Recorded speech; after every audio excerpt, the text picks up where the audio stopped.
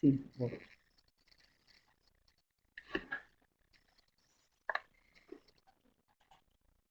ya arranco.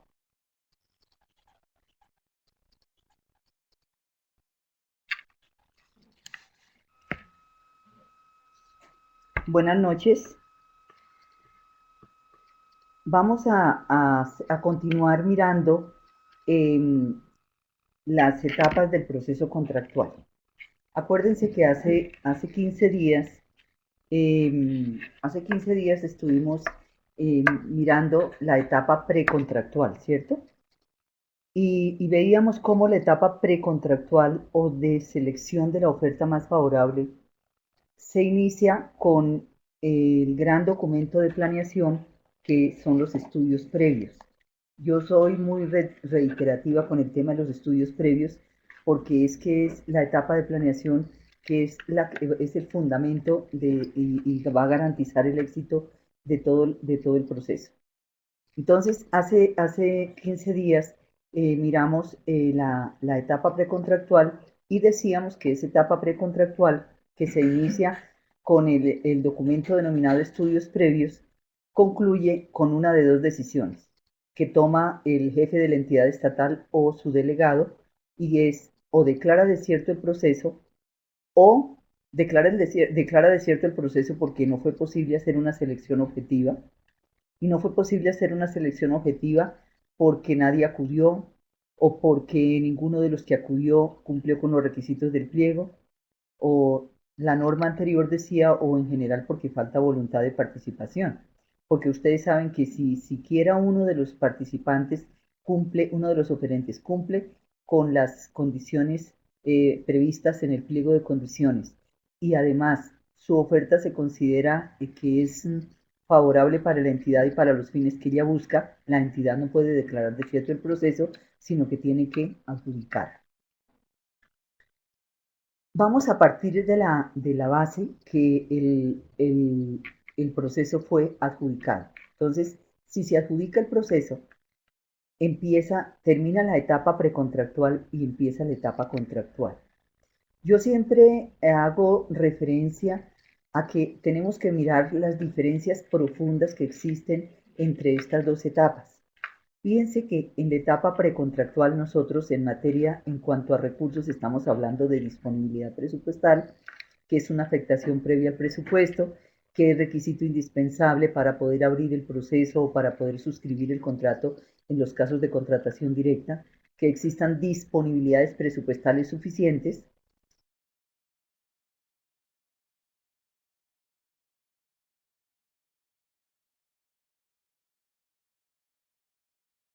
Y en la etapa contractual, sino que estamos hablando de registro presupuestal. Entonces, decimos que la etapa contractual se inicia con el perfeccionamiento del contrato. Eh, Respecto del perfeccionamiento del contrato, tenemos que mirar el artículo 41 de la ley 80,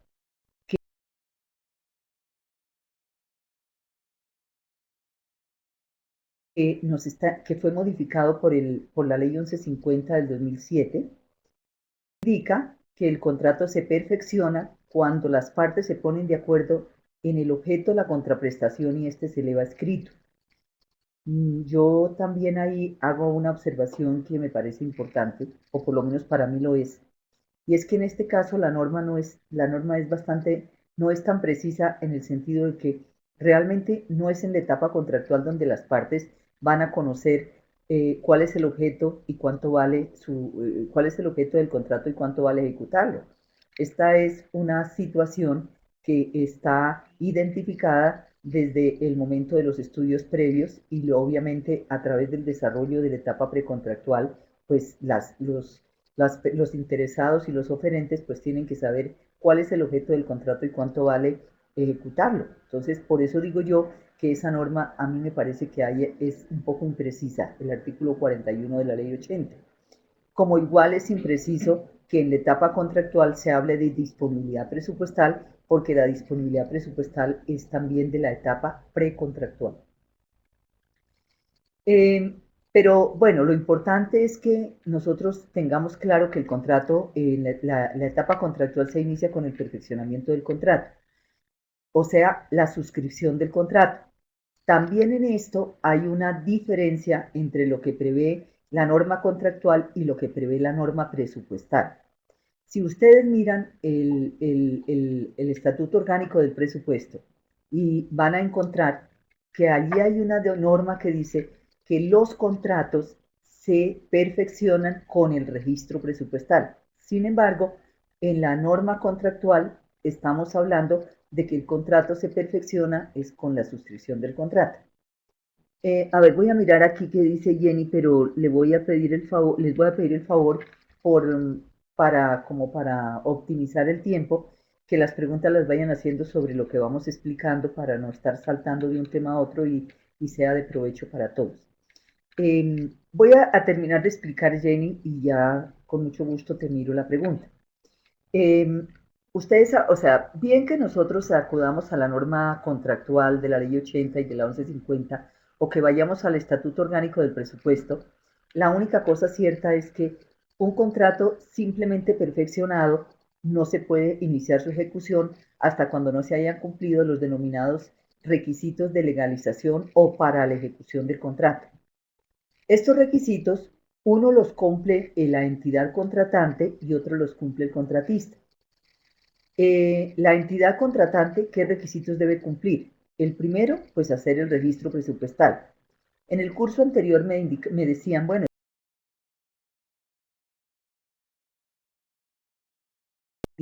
para el cumplimiento de las obligaciones que se derivan de ese contrato que la entidad ha suscrito. Entonces, debe ser inmediatamente. El contratista, por su parte, tiene que cumplir unos requisitos, como es el de constituir la garantía. Realmente, cuando estamos hablando aquí de constituir la garantía, nos estamos refiriendo un poco a la garantía única, la que consagra, la que está, dijéramos, amparando los riesgos de cumplimiento del contrato, buen manejo y correcta inversión del anticipo, pago de salarios, etcétera. Eso que hemos venido viendo, porque ustedes recordarán cuando miramos también el documento denominado estudios previos, uno de los ítems de ese documento es sobre la identificación o tipificación de los riesgos, sobre la estimación o valoración y la distribución de riesgos, y el ítem siguiente, que es la constitución de garantías para amparar esos riesgos. Pero digamos que ese ya es otro escenario diferente al que estamos mirando acá. Una vez el contratista constituye la garantía de acuerdo con lo previsto en el contrato, lo trae y la entidad lo que debe hacer es revisarla y simplemente aprobarla o improbarla. Aprobarla, ¿cómo la prueba? Pues puede ser con un sello, puede ser con una firma. No, la norma no prevé que haya que hacer ninguna cosa, ninguna solemnidad como dictar una resolución, porque pues eso también es faltar un poco al principio de la economía. Voy a mirar las preguntas para irles contestando antes de que desaparezca. Eh, no sé, aquí dice, serio. ¿Bajas un poquito, Hugo? Es que no vi. Deben modificar la mayoría de los ítems contratados. ¿Qué repercusiones podría tener? No sé, yo ahí a Sergio no le alcanzo a mirar su pregunta. Voy a mirar aquí, la de Sergio se fue. No miro si en un pedazo. Sí, si me la puedes bajar un poquito. No, es que no sé cómo bajarla para poder mirar a ver si. Ah, ya bueno, ahora sí, ya. Ah, subámosla porque ahí arriba otra. Jenny Costanza. Bueno, aquí miremos qué está diciendo Jenny Costanza. Dice, ¿qué pasa cuando el CDP tiene un objeto, el pliego otro y finalmente el contrato otro, aunque todo en el mismo sentido? Pues la verdad es que, Jenny, perdóname, pero eso sí ahí es como se dice en el argot normal, eso es un despelote total. Porque en primer lugar, todo tiene que tener una relación de conexidad. Acuérdate que todo tiene que afectar el rubro que es. Entonces, si vamos a hacer un mantenimiento, pues obviamente tendrá que afectarse el rubro de mantenimiento y desde luego la disponibilidad que se pida tiene que afectar ese rubro y tiene que ser para adelantar el proceso de selección de la oferta cuyo objeto es el mantenimiento de la vía tal o cual y desde luego eso tiene que ser lo mismo que está en el... Primero eso tiene que estar en el estudio previo, ¿cierto? El objeto, porque uno de los elementos del estudio previo es identificar el objeto del contrato, ¿sí?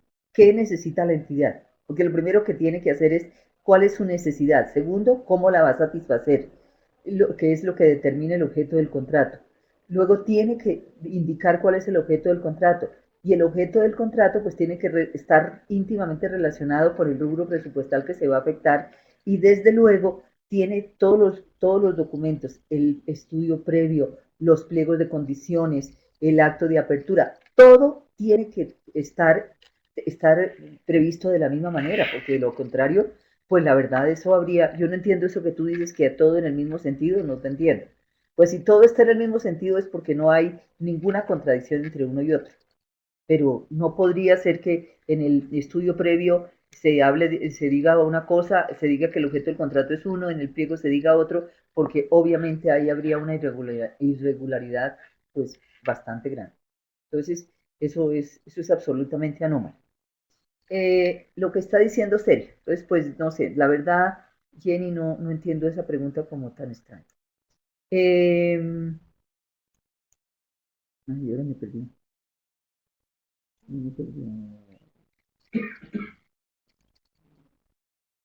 A ver aquí. Sergio está diciendo, si al inicio de un contrato se deben modificar la mayoría de los ítems contratados, uy Dios santo, Sergio, eso se parece a la pregunta de Jenny.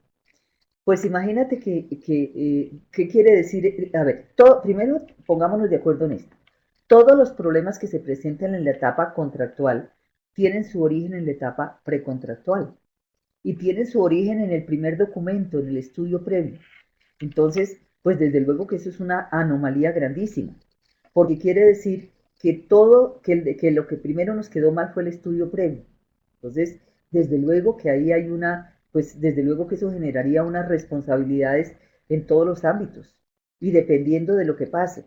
O sea, eso es una situación que ameritaría una responsabilidad en todo, en lo disciplinario, en lo penal, en lo fiscal, desde luego. Entonces, esos problemas que se presentan ahí, todos esos problemas que hay en la etapa contractual, hay que buscarlos en la etapa precontractual. La verdad, eso sí sería una manera muy, muy, muy difícil, o sea, eso estaría acarreando unas sanciones grandes para el encargado de adelantar esos estudios previos.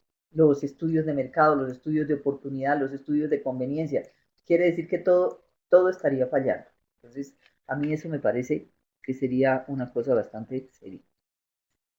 ¿Qué dice aquí Juan Leonidas? Dice, la norma expresa que la aprobación de garantía es por acta. Pues yo no conozco ninguna norma que diga que haya que dictar que haya que hacer un acta para aprobar la garantía. La verdad, no sé si será alguna norma interna, pero que yo la conozca, no. No hay una norma que diga, no, que indique cuál es la manera como hay que aprobarla. Lo que dice es que la entidad la tiene que aprobar. Y es que aprobarla es revisarla y decirle si está conforme con lo que se pactó en el contrato o no. A ver qué más. Juan Leonidas, la norma expresa que la... No conozco la norma, la verdad. Ello se puede interpretar en un documento bilateral, aunque en la realidad no. No, es que la verdad yo no comparto esto, Juan Leonidas, porque es la primera, por eso te estaba diciendo que hay entidades que incluso dictan resoluciones. No, eso no, ninguna norma está diciendo que tenga que hacer esos procedimientos, pues que son engorrosos. La verdad, no los conozco.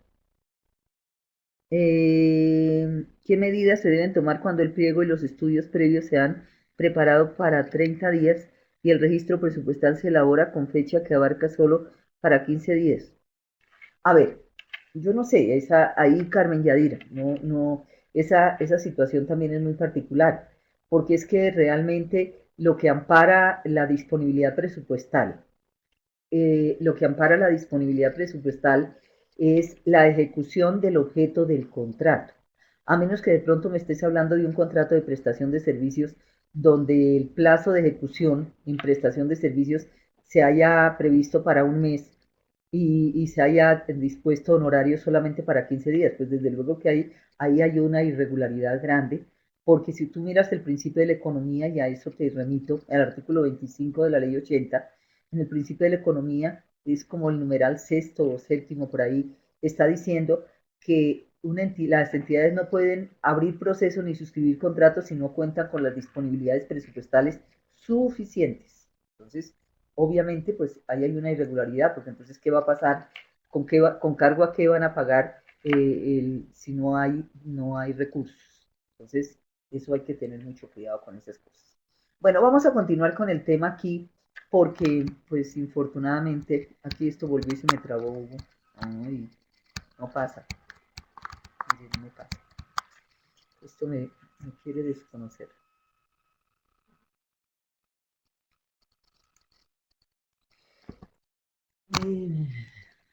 Bueno, ahora miramos, Jenny, que dice realmente esto pasó en un proceso. Bueno, la verdad ya Jenny, pues yo pienso que con lo que te he explicado, pues es lo que yo te podría decir.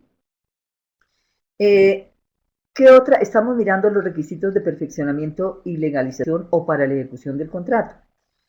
Acuérdense que antes de que fuera expedido el decreto 19, el decreto ley 19 del 2012, existía la obligación para el contratista de que tenía que pagar los derechos de publicación del contrato en el Diario Único de la Contratación o en las gacetas departamentales o municipales, según el orden territorial donde se celebrara el contrato.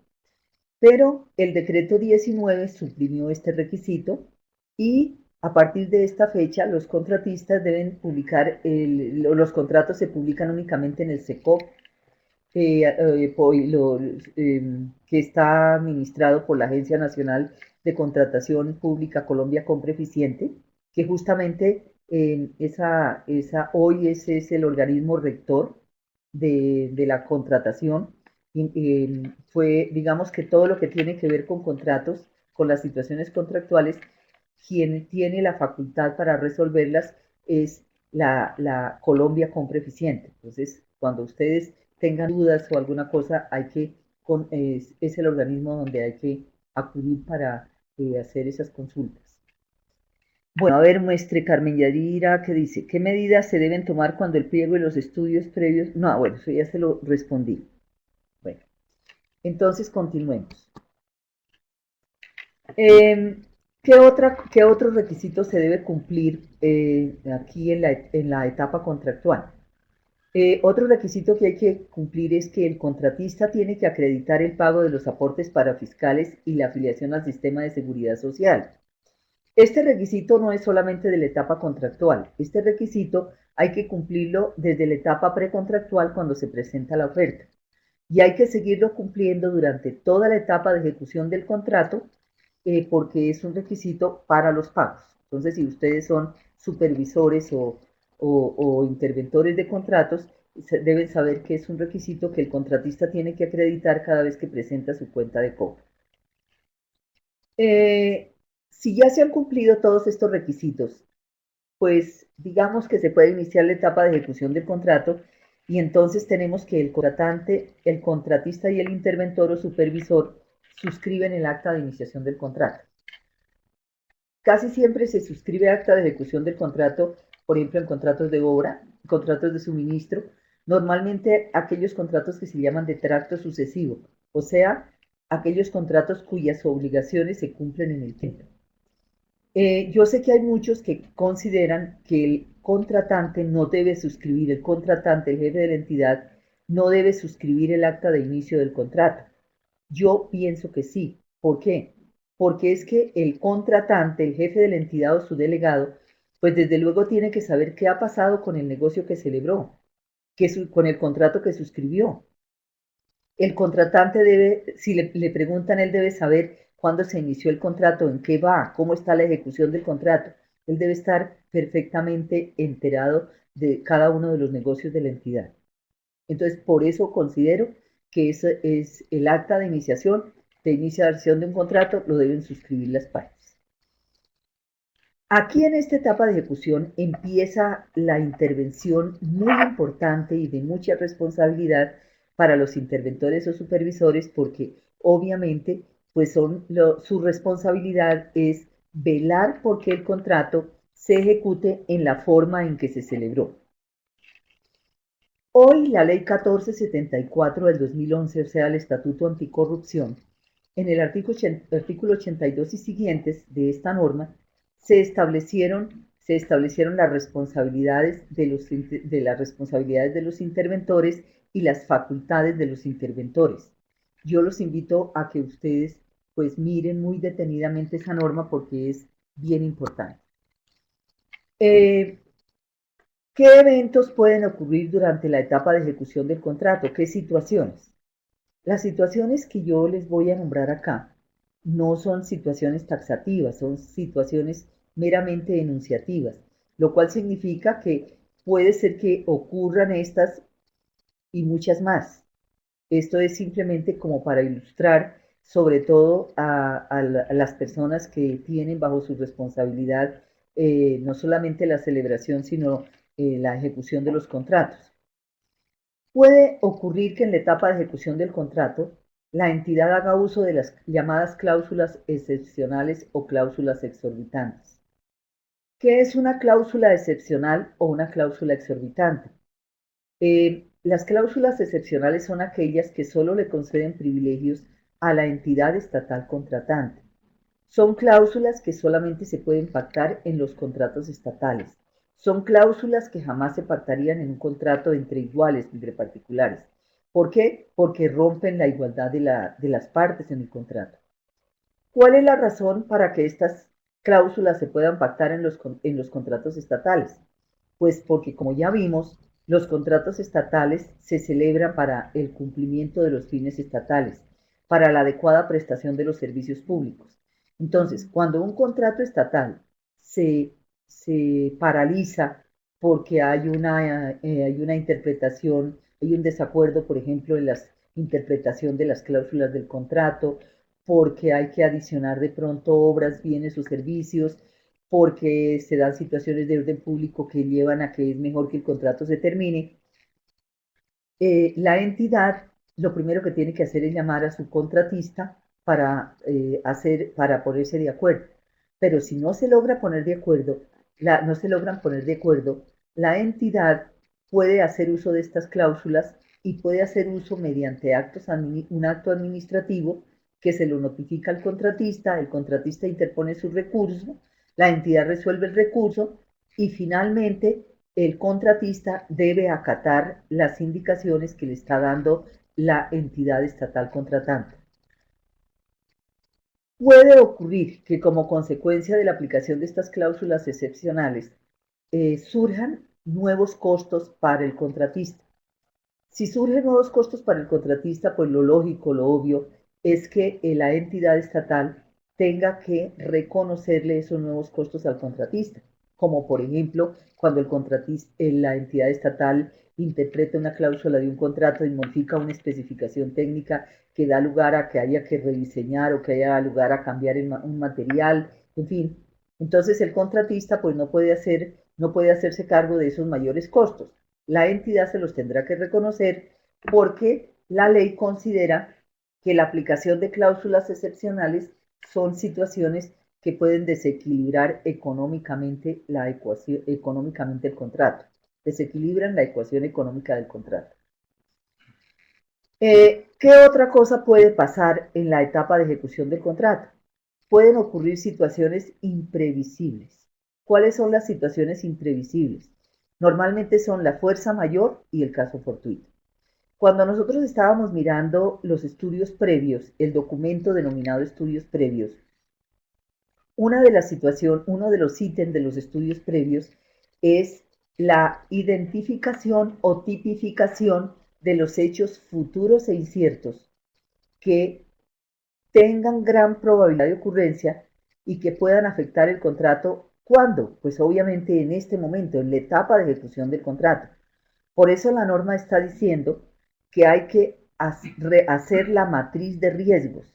Y la matriz de riesgos no es tomar los riesgos de la garantía única, sino son identificar aquellos hechos futuros e inciertos, por ejemplo, pero que tienen gran probabilidad de ocurrencia, como por ejemplo, que usted está celebra un contrato de obra para el mantenimiento, la construcción de una vía. ¿Qué situaciones pueden ocurrir allí en la etapa de ejecución del contrato? Por ejemplo, que si es en una zona roja, puede ocurrir que, por ejemplo, haya problemas de orden público y esos problemas de orden público afecten el contrato. Si ese es un riesgo que ya se identificó, lo segundo que hay que hacer es valorar o estimar cuánto valdría, digamos, afrontar ese riesgo si llega a ocurrir.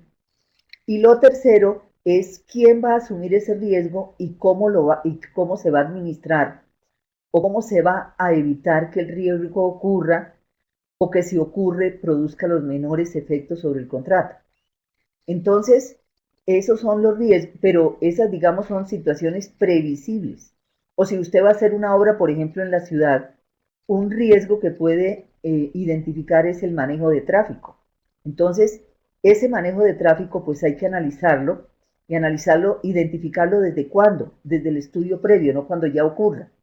¿Para qué? Pues para ponerse de acuerdo con las autoridades de tránsito, para mirar cómo van a ser, por ejemplo, los desvíos de tráfico, cómo van a mitigar el impacto en la población, etcétera. Y además, ¿quién lo va a subir? Hay una norma general que dice que el riesgo lo debe asumir quien esté en capacidad de administrarlo. En este caso, todos esos riesgos de ejecución del contrato, pues los tiene que asumir el contratista porque él es el que está en capacidad dijéramos, de administrarlo, de evitar que el riesgo ocurra o que produzca el menor impacto. Pero hay unas situaciones que son imprevisibles, pero que pueden ocurrir, como por ejemplo lo que se denomina la fuerza mayor y el caso fortuito. Si estos hechos, como por ejemplo un terremoto, una inundación, ocurren y afectan, por ejemplo, la obra que está haciendo el contratista, pues desde luego eso no lo asume el contratista porque es un hecho imprevisible y todos los hechos imprevisibles, las situaciones imprevisibles, las debe asumir la entidad estatal contratante. Hay una norma en el artículo 25, en el principio de la economía, que la verdad yo sé, porque yo he hablado con muchos financieros de las entidades estatales y me dicen, escasamente alcanzamos con la plata que tenemos a cumplir las obligaciones del contrato. ¿Cómo vamos a dejar una partida global destinada a cumplir esos imprevistos? La verdad, eso no se está haciendo, pero el principio de la economía lo prevé. Entonces, pues yo se los cuento para que sepan que allí esa sería la partida destinada a cumplir con estos imprevistos que asume la entidad. ¿Qué otra situación puede presentarse en la etapa de ejecución del contrato? Pueden presentarse incumplimientos por parte del contratista y incumplimientos por parte de la entidad estatal. Sin embargo, digamos, siendo una cláusula que podría afectar a las dos partes, en cierta manera se ha convertido casi en mi criterio como en una cláusula excepcional, porque la verdad es que normalmente es la entidad estatal la que sanciona al contratista cuando no cumple. Antes de la expedición de la ley 1150 del 2007, eh, no se le garantizaba al contratista el debido proceso y el derecho de defensa. Sin embargo, viene la ley 1150 y en el artículo 17 establece o consagra el derecho de defensa y el debido proceso. Entonces, eso conlleva o eso tiene como consecuencia de que ya la entidad no puede, sin haber oído al contratista, sin haberlo vencido en juicio, en el proceso administrativo, pues le imponga la multa o le haga efectiva la cláusula penal o le declare el incumplimiento. El artículo 86 de la ley 1474 establece el procedimiento mediante el cual el procedimiento que se debe agotar previa la imposición de multas o la declaratoria de incumplimiento. En la diapositiva está y dice que lo primero que hay que hacer es citar a una audiencia pública al contratista para debatir lo ocurrido. Ahora, ¿quién suministra los hechos pueden ser constitutivos de incumplimiento? Pues obviamente los informes de los interventores y supervisores. Por eso es que esos informes no pueden ser de cualquier manera, tienen que ser unos informes muy bien hechos, muy bien documentados, porque se constituyen en pruebas. Cuando se cita al contratista, pues ¿qué hay que hacer? Hay que relatarle los hechos y las pruebas que se alegan y que constituyen el incumplimiento.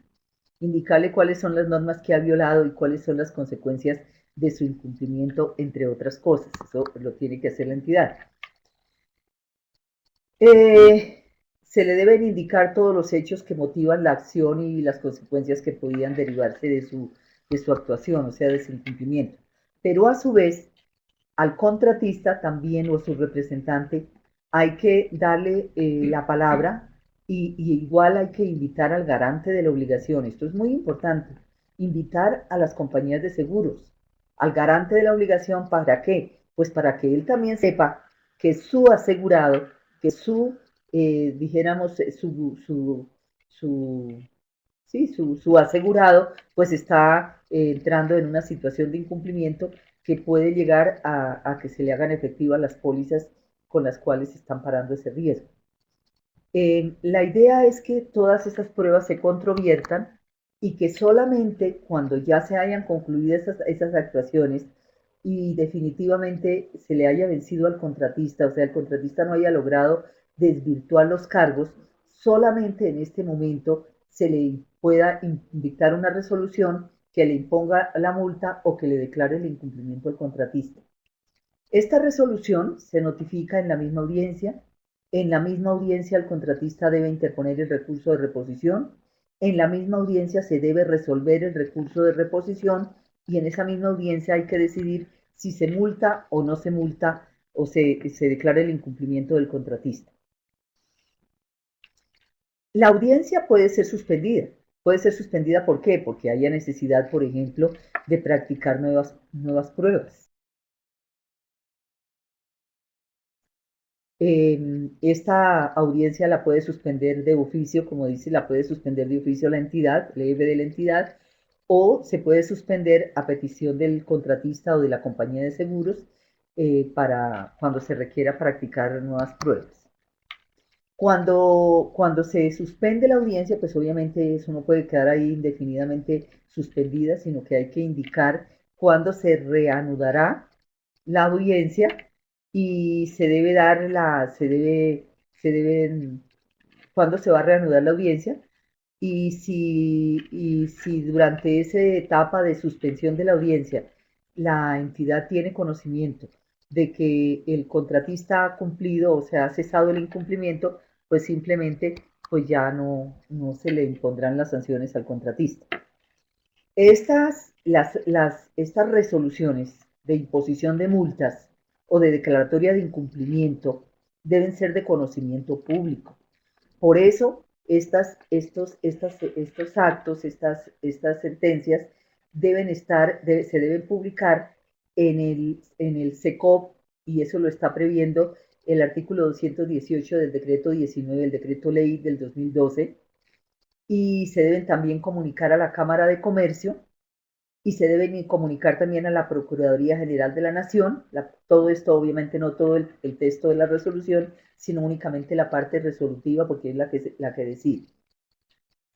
¿Qué es importante tener en cuenta aquí? Acuérdense que la ley 1474, o sea, el Estatuto Anticorrupción, previó que cuando a un contratista se le imponen multas o se le declara el incumplimiento, me parece que son cuando a un contratista en un mismo contrato o en varios contratos se les declara el incumplimiento y se le impone una multa, eso da lugar a que el contratista se inhabilite.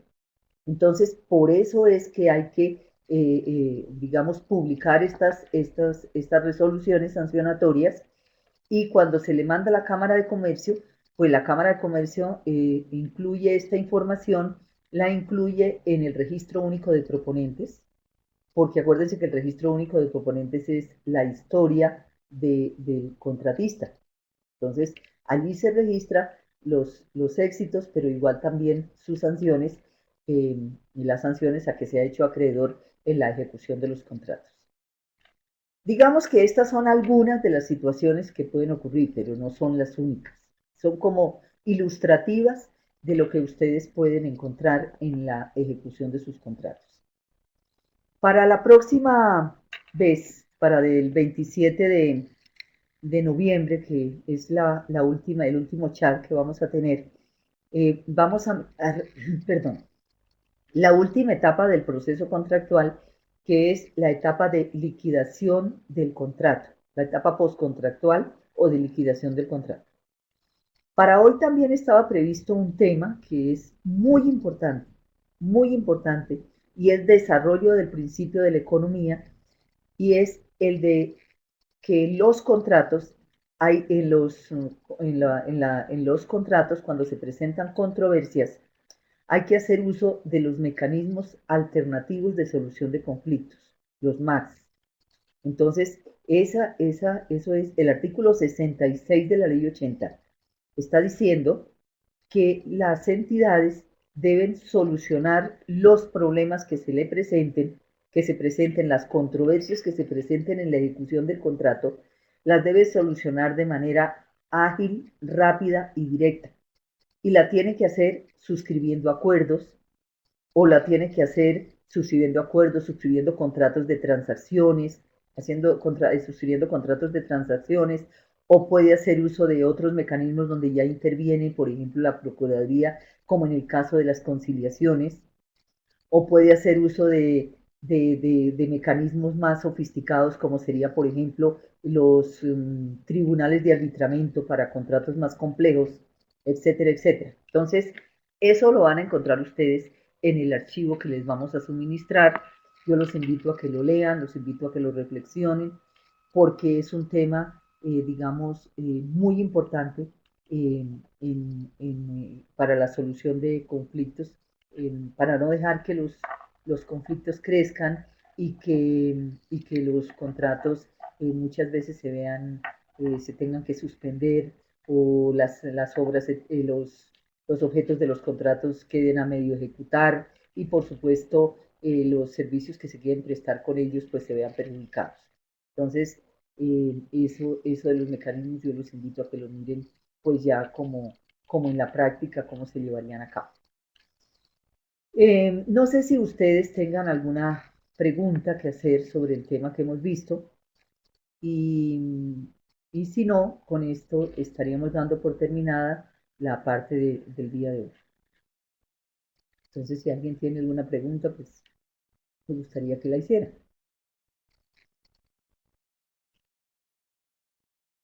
Jenny Constanza, que es lo que pregunta Jenny. A ver qué es lo que dice ella.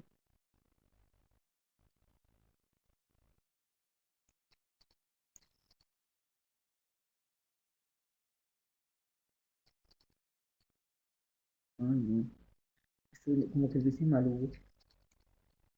Esto en lugar de echar para arriba, echar para abajo. No puedo ver la pregunta que está haciendo.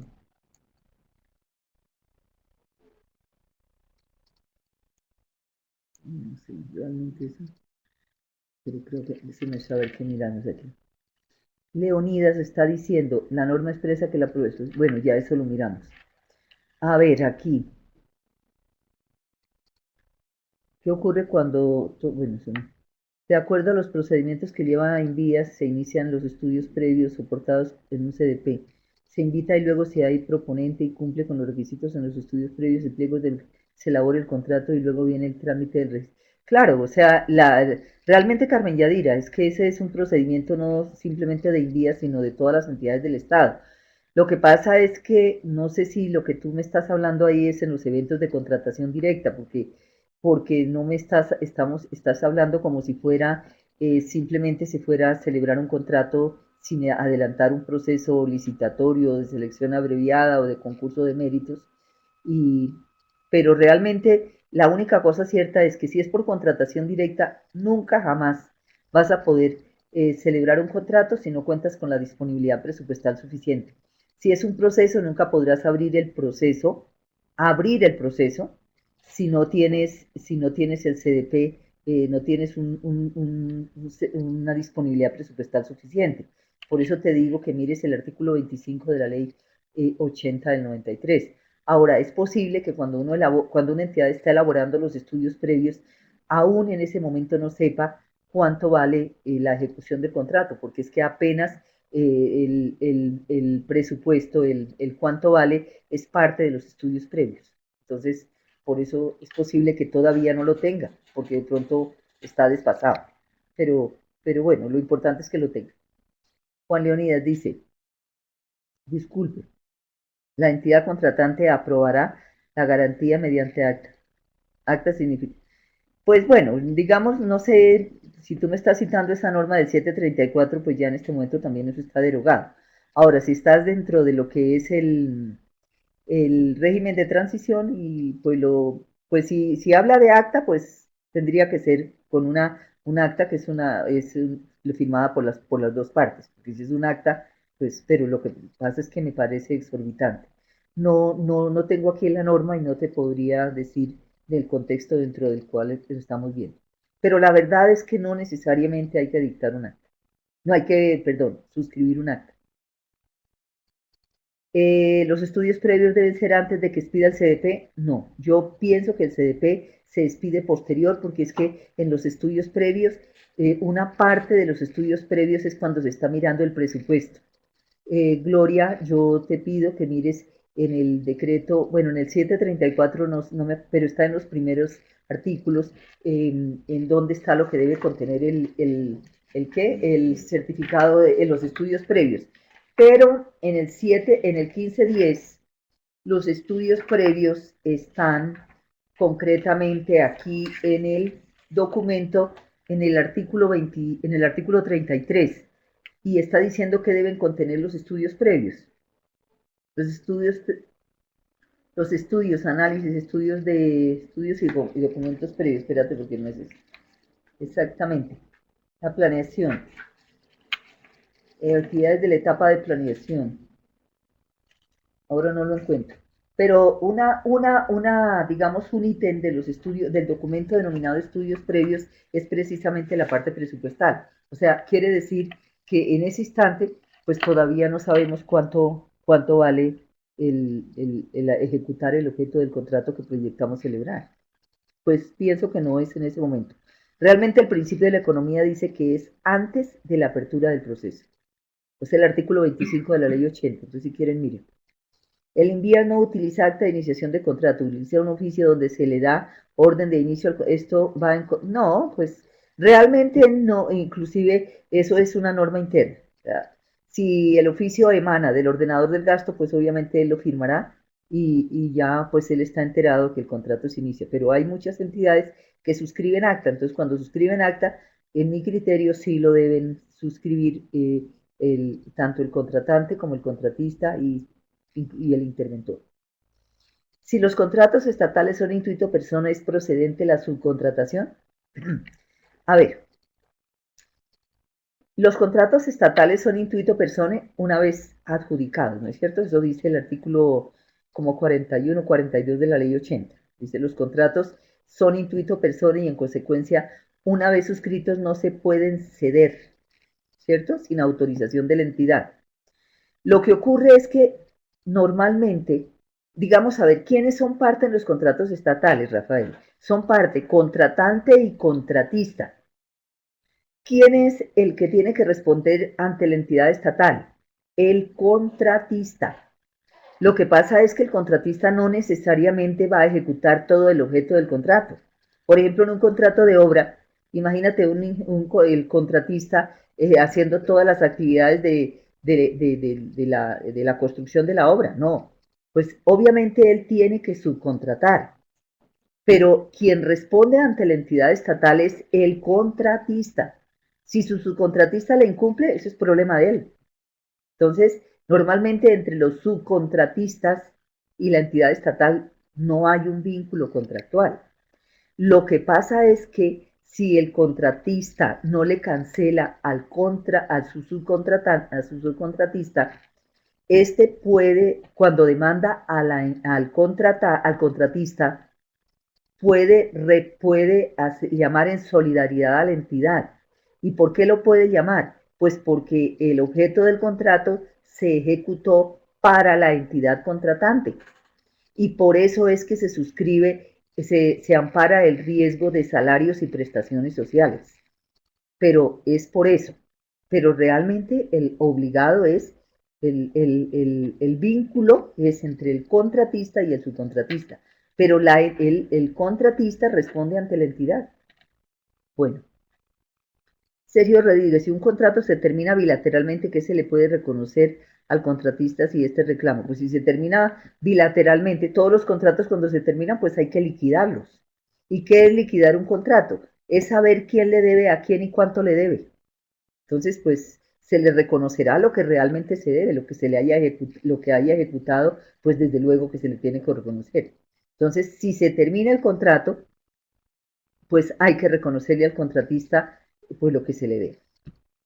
Si la entidad modifica el contrato, por ejemplo, de obra en un 20%, sí. Aquí, Rafael, esa es una situación que trae la ley 80 del 93, que dice que cuando se aplica la cláusula excepcional de modificación unilateral del contrato y como consecuencia de esa modificación el valor del contrato es superior a un 20% de su valor inicial, el contratista puede simplemente renunciar a la ejecución del contrato. Eso, y en este evento se debe indemnizar al contratista, pues simplemente se le reconoce los perjuicios, desde luego, que se le hayan los mayores costos en que haya incurrido el contratista como consecuencia de esa modificación unilateral del contrato, porque ya vimos que la aplicación de cláusulas excepcionales son situaciones que pueden afectar el equilibrio económico del contrato.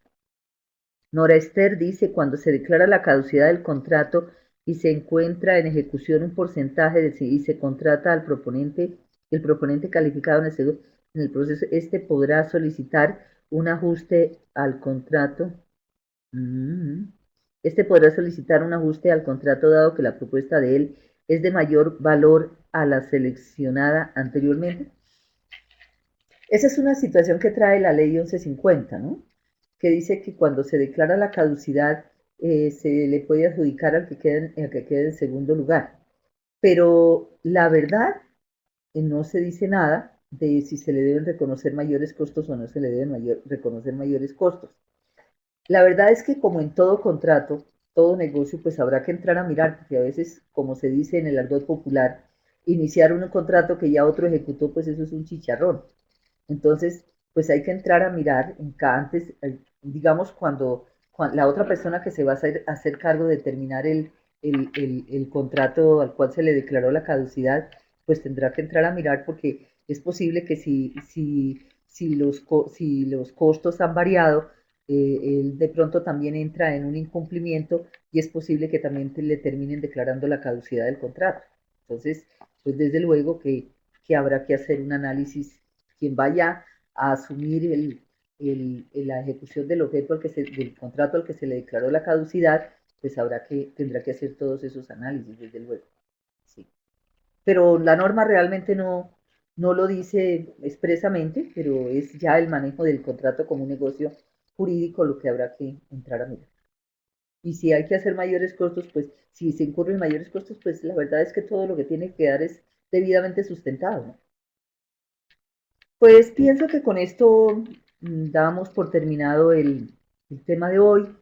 Gracias por su interés, por sus intervenciones y pues la verdad les deseo que estas reflexiones que hemos hecho les sirvan para el manejo de sus contratos en la vida diaria. Una feliz noche para todos.